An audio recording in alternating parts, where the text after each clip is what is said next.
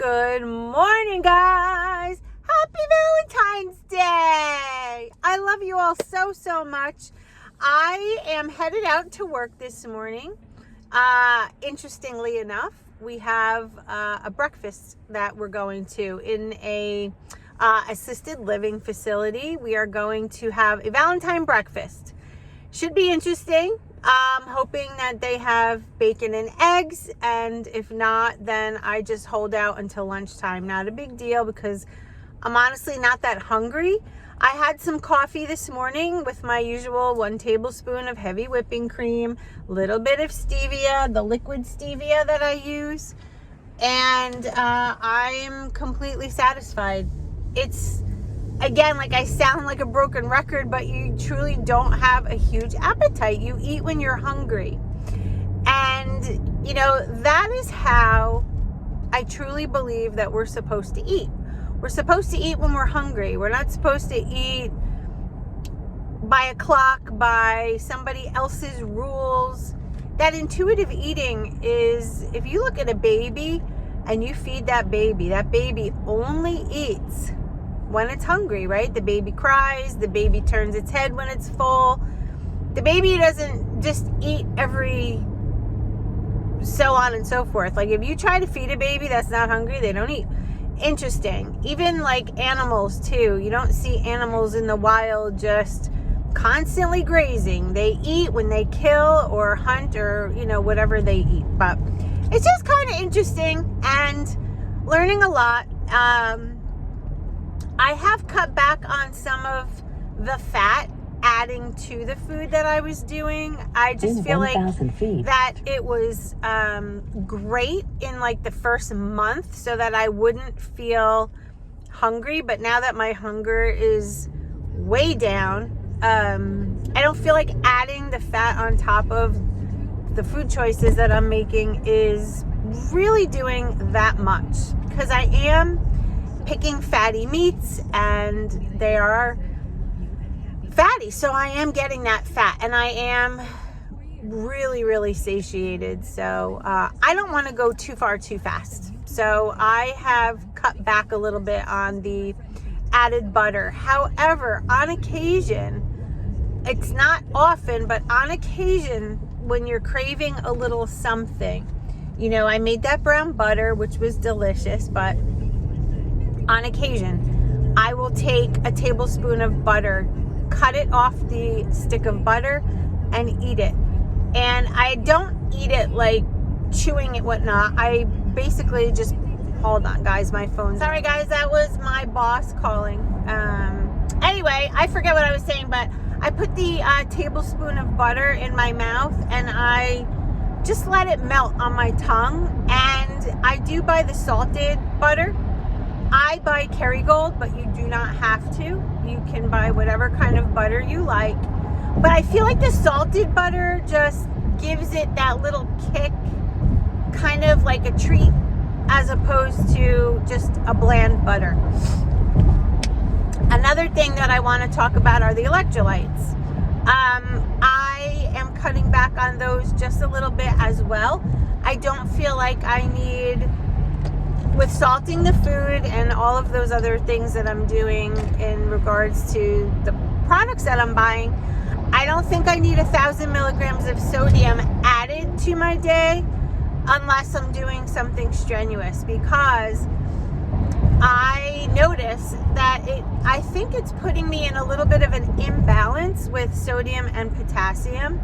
When you are getting too much sodium and not enough potassium, then you will notice it by way of swelling.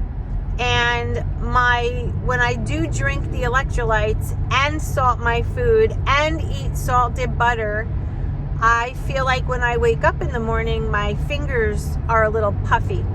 So since I knocked that down, I'm not having that issue anymore. And so I'm going to use them strategically rather than, you know, feeling like I need electrolytes.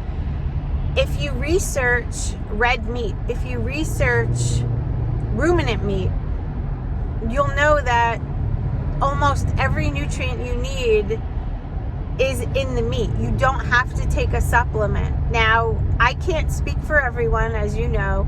This is just coming from what I'm researching, how I'm feeling. I'm really just expressing my own experience. So if you are going to jump onto carnivore and you want to speak to your physician first, if you want to research it, if you want to tweak things, do things different, by all means, you do you. This is just me. So I know a lot of you are asking for advice on different things, and I'm trying to give you advice based on my own experience, not so much what I think you should do, because I can't speak for you. So I hope that makes sense. Let me think, what else? It's a beautiful day here in New Jersey. Right now it's 44 degrees. And Jess and I had a really nice night last night. We celebrated because he has to work today. And he probably won't be home till close to 12:30 this morning. This morning. So I will be working this Valentine's Day. Brittany has plans tonight, so it's going to be me. So what am I going to do? I think I'm going to film some video and just get some things prepared for the weekend. I love to do those weekend vlogs for you. Apparently it's going over well. You guys seem to really enjoy it. And Jess and I are working on our channel together, the Jess and Lori story. We're trying to really hone in on some topics of things that we want to do, like a day trip, a shopping trip, exercise, whatever, an event that we go to, just vlogging our life a little bit, and you to see more candidly what we do, as a couple. We enjoy our quality time together, so we're working on that. A couple of other projects in the works for us, and I am just really at peace with the way I feel, with the way things are going, and I am really, really grateful to have found carnivore once again. But sticking to it, like I'm beyond a month now. I'm 1 month and 1 day.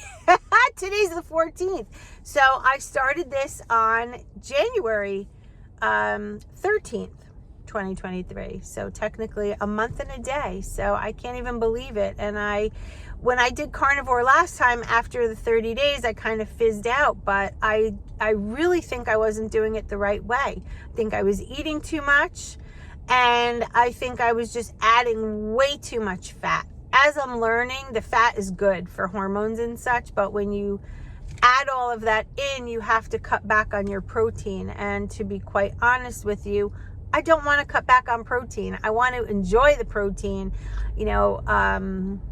I say it all the time in my videos, how old I am, right? So I'll be 54 in June. And I feel like protein is very important, for good skin, for musculature. I do not want to age and lose muscle mass. I have quite a bit of muscle mass still on me. And I think that's what, when I weigh myself on the scale and you guys see it, and people are like, there is no way that's what you weigh. I'm telling you, I have muscle. Like if I press down on my abs, my hip, like I still have muscle. Because remember, I was training so hard for that fitness competition that I still have muscle. When you have muscle on your body, it can reflect on the scale. It's not that it's heavier. Muscle does not weigh more than fat, people. A pound of muscle and a pound of fat is 1 pound. So you got to remember, when you gain weight and you still have muscle, it's going to reflect on the scale, because now you're gaining a little bit of fat on top of muscle. So my goal is to continue with the fat loss. That's what I want to lose. I don't want to lose muscle.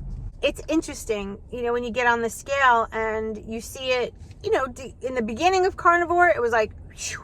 Now, last week, I really didn't lose. This week, I had a little bit of a loss. It was 0.8.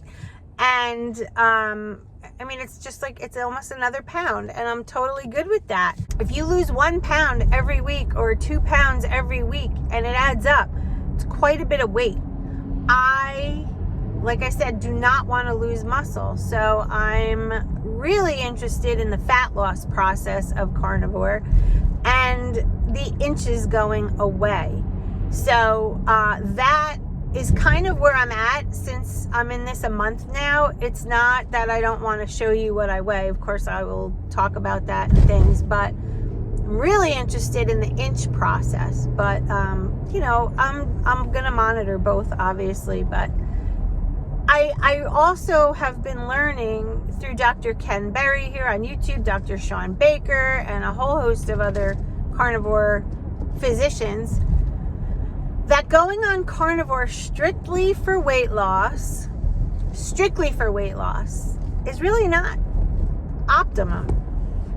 Carnivore side effect is weight loss, but the primary benefit you get from carnivore is healing, because we're meant to eat this way, apparently, according to the experts. And for most of our lives, we're given things that were really not wonderful for our system. Sugar, number one. That is just poison, poison, poison. If you saw somebody on carnivore, you may think, oh, that is so bizarre. How do you only eat meat and all these other things? And people do have a voice. They will say things like, how are you only eating meat? But the irony of it all is no one ever looks at somebody with a giant plate of pasta, bread, cannolis, and look at them and be like, ugh, how do you eat that? Because we're conditioned to think that those are appropriate foods. So I'm learning, like, my mentality is changing a little bit. The education piece of carnivore has been really playing a key role in me sticking to this. Obviously, the hunger and no binging at all. Like, whoa, that's huge for me. But the education and learning, and I'm reading studies, and I'm reading, you know, from these doctors, and seeing how many people in this world are healed when they remove sugar and processed foods from their diet. It's just mind-blowing. It's just mind-blowing. And we think about the world, right? It's the world revolves around big business. It really does. Everybody's looking to make a buck. Pharmaceuticals, doctors, hospitals, and I'm a nurse in healthcare. So for me to say this, guys, it's really an eye-opener. It goes against everything that I was originally trained to do. But the one thing that I try not to do, really, I try not to, but I can't help it at this point in life, is to judge things like that, because everyone's different. But coming from somebody who struggled with weight, who struggled with binge eating, who struggled with a slow metabolism, because I've been on lots of diets and cutting calories and exercising like a maniac and all of these things, I feel like so much time was wasted, money wasted. If I would have known about this when I was like a kid, boy, oh boy. But no, we ate sugar and cake and pasta and bread and just fast food, and just, you know, you get those blood sugar drops and you need energy, so you grab something quick, and then there's vending machines and parties and alcohol at the parties and just living life, right? You live life, but you can live life, but what happens when you get sick? What happens when you get older and your bones are brittle and you have no muscle mass and you can't get off the chair? You can't roll around on the floor with your pets or your kids or your grandkids. You get out of your truck or your car and you're achy, your muscles hurt, your bones hurt, you've got arthritis, you've got diabetes, you've got high blood pressure, you've got heart disease. It's like at that moment, it could make or break you. And I don't want to get to that point. So I feel like this way of eating it's just really opened my eyes. My mind is clear. I feel good. I have no more pain. I have no more IBS. I'm not running to the bathroom all the time. I have no palpitations. I have no gas. I have no heartburn. I'm sleeping good. My libido is wonderful. Like all the things. And, I'm going through menopause. And I was struggling for a long time. Hot flashes, all these things. Everything is gone. I feel amazing. I just really do. So, I don't know. I just wanted to pop on here and fill you in on all these things. And I know I kind of sound a little repetitive, but I just, when something's so good, you kind of just want to talk about it and tell people. And I'm not trying to sway anybody, but I'm telling you, if you struggle from any health concern, look into keto. Don't dive right in, not keto. Look into carnivore. Read about it, research it, talk to people before you ever dive into it. Because I think if you at least educate yourself and really learn about it, you'll see in so many ways why it could potentially be a huge benefit for you. And maybe at that point you'll test it out. I don't know. But anyway, guys, that's the spiel. I will be where I'm supposed to be shortly, so I'll sign off for now, and I will see you in my next video. Have a happy Valentine's Day. I love you all, and remember, we could do it. Yes, we can. As long as we do it together. Me and you and me. 2023 is our year, and we are making it happen in so many good ways. I love you. I'll see you in my next video. Bye, guys.